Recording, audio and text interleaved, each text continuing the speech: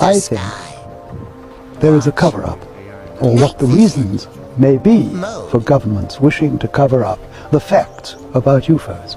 And a number of explanations have often been put forward, of which the most frequent and perhaps the most plausible is that the governments concerned, which are primarily that of the United States and that of my own country, believe that if they told the truth, which is that there are objects in our atmosphere which are technically miles in advance of anything that we can deploy, that we have no means of stopping them coming here, and that we have no defense against them should they be hostile, that, I believe, is because governments fear that if they did disclose those facts, people would panic.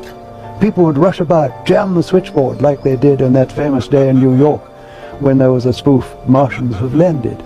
People will go mad and they'll jump up and down. I don't believe that at all. I've said so in print. I've said it in the foreword I wrote to one of Timothy Good's books.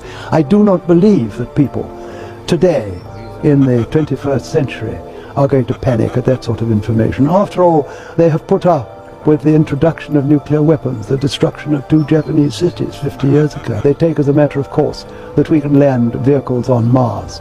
They land to the precise instant forecast years before, vehicles on distant planets. Why should they panic? They're much more interested in this country in doing the pools or the lottery. They shrug their shoulders and take it as a matter of course. Anyway, they don't trust politicians, in my experience. So I believe that that is the most likely explanation. There are, of course, others, but I think I'll have to settle for that. We are being visited and have been visited for many years by people from outer space, from other civilizations, that it behoves us, in case some of these people in the future or now should turn hostile, to find out who they are, where they come from, and what they want.